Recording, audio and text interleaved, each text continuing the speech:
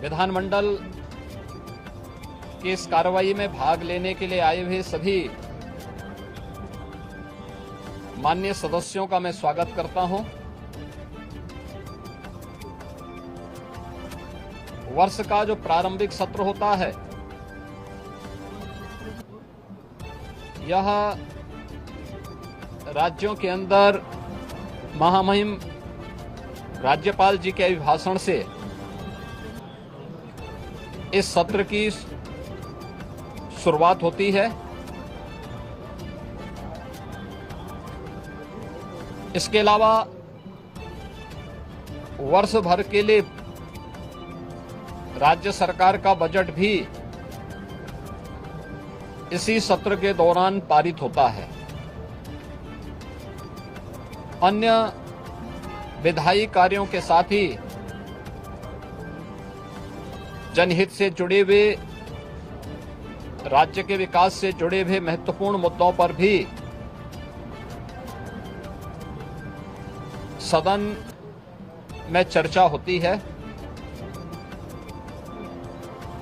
आज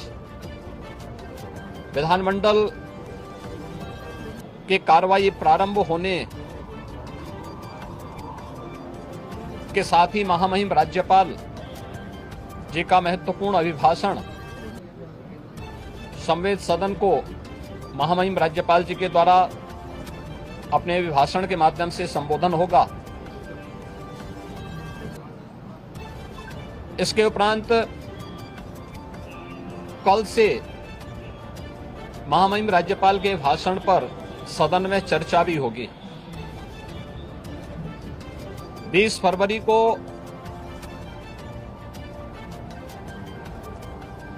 वर्ष 2025-26 का उत्तर प्रदेश का सामान्य बजट सदन में प्रस्तुत होगा। सदन 18 फरवरी से लेकर 5 मार्च तक के लिए प्रस्तावित किया गया है। उत्तर प्रदेश के इतिहास में ऐसे बहुत कम क्षण आए हैं जब इतने लंबे समय के लिए सदन आहूत किया गया हो, लेकिन सदन की कार्रवाई सुचारू रूप से संपन्न हो, यह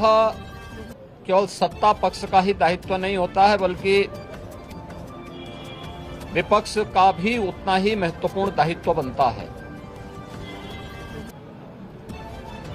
सदन चर्चा परिचर्चा का एक मंच बने।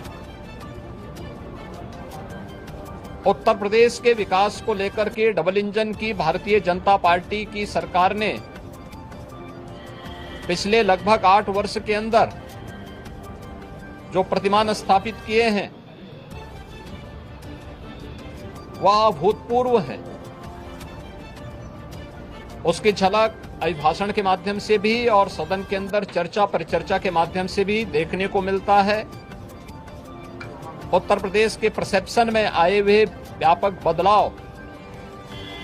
देश और दुनिया के द्वारा उत्तर प्रदेश को आकर्षण का केंद्र मानते हुए जो वर्तमान में स्थितियां दिखती हैं, स्वाभाविक रूप से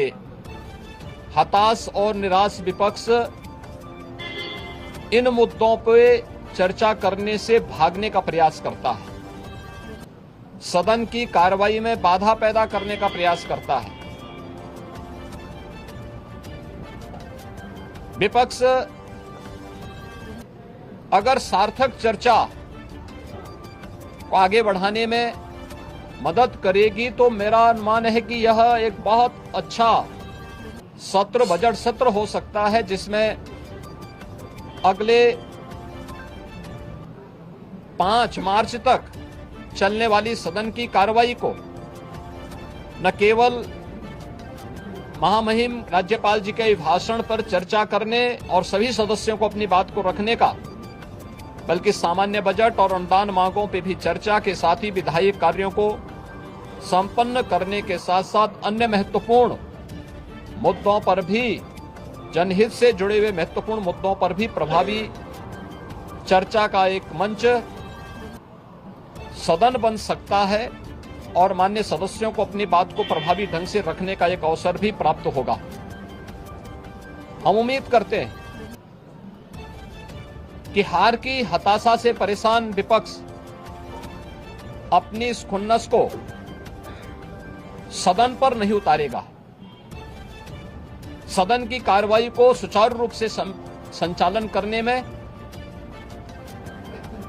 एक सकारात्मक योगदान की हम अपेक्षा करते हैं और मैं सरकार की तरफ से आश्वस्त करता हूं कि जिस भी मुद्दे पर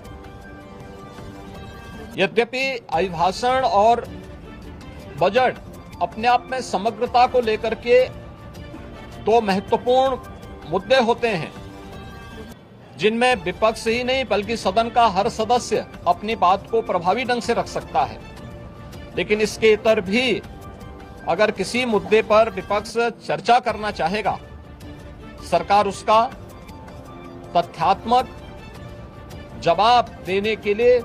पूरी तौर पर तैयार है। लेकिन हम चाहते हैं कि एक सार्थक चर्चा का मंच